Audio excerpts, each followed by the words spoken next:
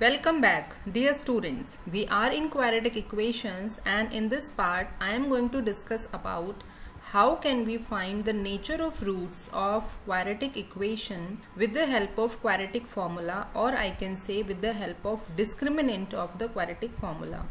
So let us first discuss. As we all know that given quadratic equation is ax square plus bx plus c is equal to 0, where a is not equal to 0, and we also discussed in the previous class that is discriminant is expressed with capital D and it is given by b square minus 4ac, and the roots of the equation are alpha is equal to minus b plus root d upon 2a and beta is equal to minus b minus root d upon 2a. Now we have three cases. When we have a value, it may be the value is greater than 0, it may be the value is equal to 0, or it may be the value of d is less than 0. Now for the first case, if d is greater than 0, so इस case में हमारे पास क्या होगा, जो भी roots होंगे दोनों के दोनों रूट्स जो हम यहाँ पर लिख रहे हैं, because d have some significant value, d क्योंकि बड़ा है 0 से, तो हम किसी भी कोफिशिएंट में यहाँ पे जो माइनस b है इसमें हम कुछ प्लस कर रहे हैं जो कि बड़ा है 0 से, ठीक है। और इसी तरीके से यहाँ पर ये माइनस b तो सेम है, लेकिन उसी b में से हम क्या कर रहे हैं, कुछ सिग्निफिकेंट वैल्यू माइनस कर रहे हैं, तो ऑब्वियसली दोनों वैल्यू हमारे पास अलग अलग आएंगी। तो हम क्या बोलेंगे, whenever we have d is greater than 0 the roots of the equation are real and distinct, मतलब रूट्स आपके रियल होंगे और डिफरेंट होंगे, और हम उनको किस वैल्यू से देंगे, ये आपका एक रूट होगा और ये आपका दूसरा रूट होगा। Means in this case actual जो रूट्स होंगे अल्फा और बीटा वही आपका क्या होगा, सॉल्यूशन होगा। Now for case second, the case is very important in many of the year the questions asked on this particular part, that is when d is equal to 0। So इसमें क्या होगा, जब आपके पास d 0 हो जाएगा तो आप किसी भी टर्म में 0 आप प्लस कर रहे हो, 0 आप माइनस कर रहे हो, इससे उस टर्म के ऊपर कुछ भी इफेक्ट नहीं होगा। तो इस केस में क्या होगा, रूट्स आपके रियल होंगे और रूट्स आपके इक्वल होंगे, ठीक है। तो वो क्या होगा, दोनों ही रूट आपके सेम होंगे और वो क्या होगा, minus b upon 2a।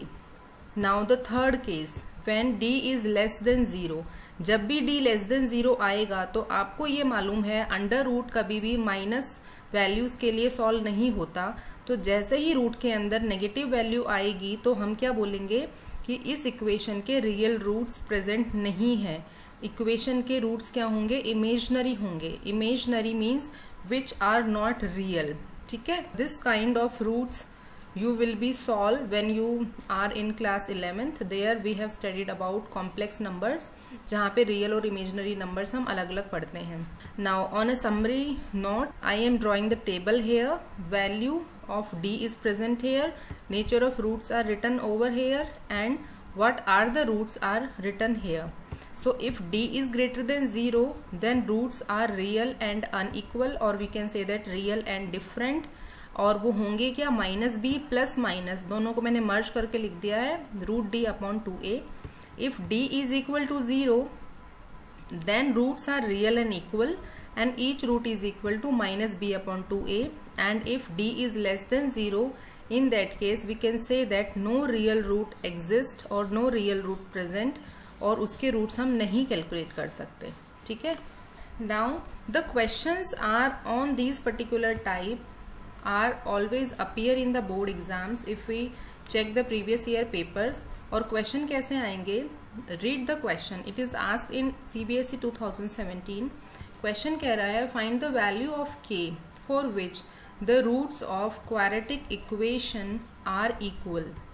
Equal है मीन्स आपको d को किसके इक्वल करना है, 0 के इक्वल करना है। आप कुछ बच्चे तो यहीं पे देखेंगे और बोलेंगे मैम ये तो क्वाड्रेटिक इक्वेशन ही नहीं है, लेकिन आप एक चीज याद रखो, यहाँ पे ब्रैकेट लगा है, जैसे ही आप इस ब्रैकेट को ओपन करोगे you will get the quadratic equation, ठीक है। तो इसको मल्टीप्लाई करके हमें क्या मिलेगा, kx² minus 2kx plus 6 is equal to 0। अब इसको आपको स्टैंडर्ड इक्वेशन से कंपेयर करके और आपको a b c की वैल्यू निकाल लेनी है, तो हमें मिलेगा a कितना k और b कितना मिलेगा माइनस 2k और c कितना मिलेगा 6। अब हमें d की वैल्यू निकालनी है और उसको 0 के इक्वल करना है, तो d is equal to b square minus 4ac। b, a और c सारी वैल्यूज यहाँ प्रेजेंट है, वो सारी वैल्यूज हम यहाँ रखेंगे and we will get 4k square minus 24k। अब क्योंकि क्वेश्चन ही ऑलरेडी कह रहा है कि इक्वल है, मीन्स आपको d को किसके इक्वल करना है, 0 के, तो यहाँ पर आएगा 4k square minus 24k is equal to 0।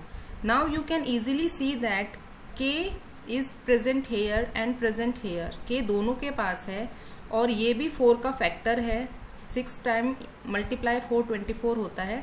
तो इन दोनों में से हम क्या करेंगे, 4k को कॉमन ले लेंगे और पीछे हमारे पास बचेगा k minus 6।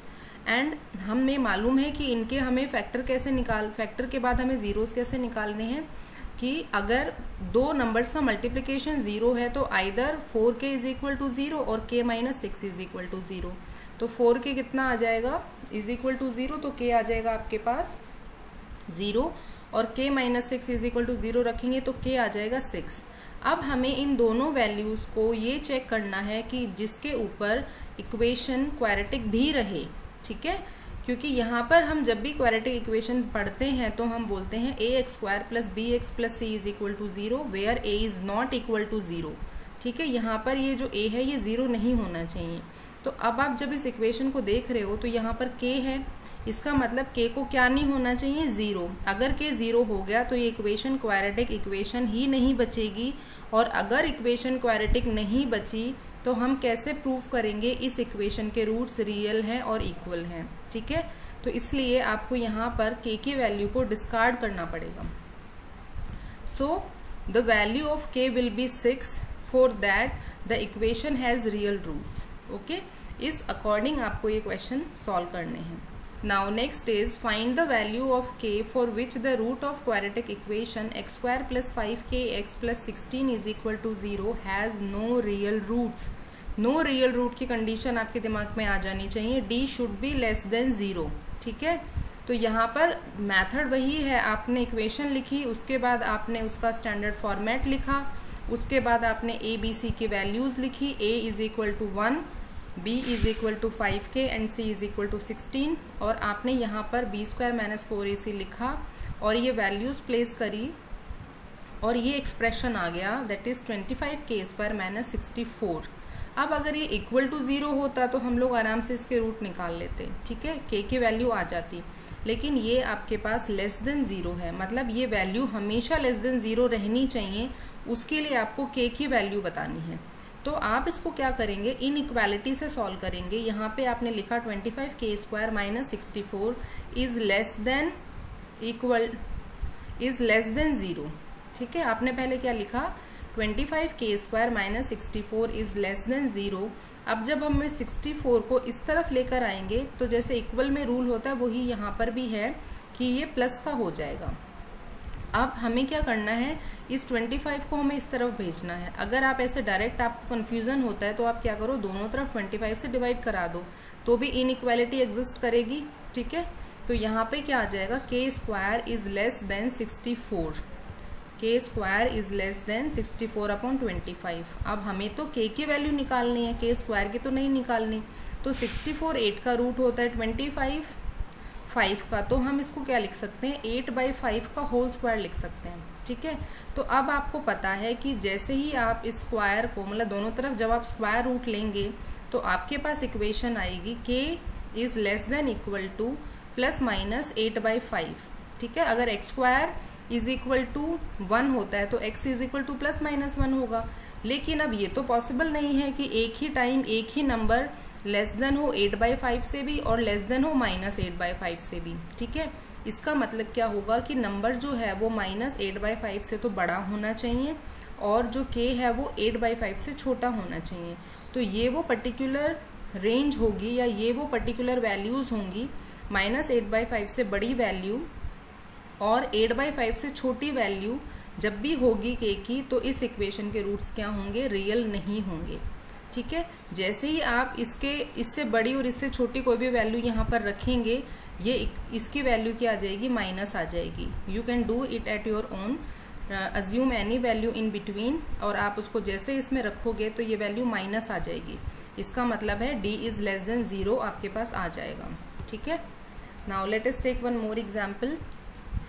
Determine the positive value of p for which the equations x square plus 2px plus 64 is equal to 0 and x square minus 8x plus 2p is equal to 0 will both have real roots. ठीक है, तो अब यहाँ पे दो equation है, इसका मतलब दो डिस्क्रिमिनेंट होंगे. तो इसी वे में रियल रूट्स बोला है आपको, ऐसा नहीं बोला है रियल एंड इक्वल रूट्स. ठीक है, तो रियल रूट्स बोला है, इसका मतलब d की वैल्यू क्या होगी, ग्रेटर देन इक्वल टू 0. दोनों केसेस इंक्लूड होंगे, रियल और इक्वल और रियल और अनइक्वल. और ऐसे ही d2 में भी होगा. अब पहली इक्वेशन से आपके पास d1 आ जाएगा 4p square minus 4 into 64, it should be greater than 0. इसके सॉल्यूशन पे आपको मिलेगा p square minus 64 is greater than 0 और p square is greater then 64. ठीक है, ऐसे ही दूसरी इक्वेशन पे आप सॉल्व करोगे. b आपका है -8, a आपका है 1 और c आपका है 2p. उसको जैसे आप सॉल्व करोगे यू विल गेट दैट 64 माइनस 8p is greater than equal to 0. अब यहाँ से 8p इज लेस देन, अब देखो यहाँ पे जब आप माइनस चेंज करोगे, ये जब उधर जाएगा तो ये क्या होगा, माइनस का 64 हो जाएगा. और अब इधर भी माइनस है और इधर भी माइनस है, तो जब भी इन इक्वालिटी में दोनों तरफ माइनस है और आप दोनों तरफ माइनस से मल्टीप्लाई कराते हो ताकि वो प्लस हो जाए, तो इन इक्वालिटी का साइन चेंज हो जाता है.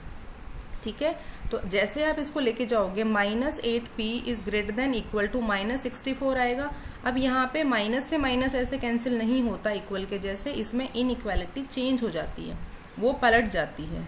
तो यहाँ पर आपके पास आएगा 8p इज लेस देन 64. तो यहाँ से p की वैल्यू आ जाएगी, इस 8 को अपॉन में लेकर आओगे तो p की वैल्यू आएगी लेस देन इक्वल टू 8.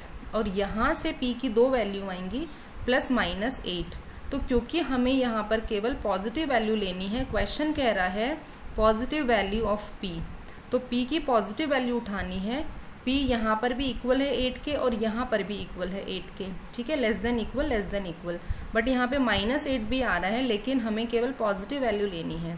तो इस तरीके से आप क्या कर सकते हैं, with the help of discriminant and with the help of given condition you can find the given unknown and solve the value for that unknown. This is all about today's class. Thank you for watching.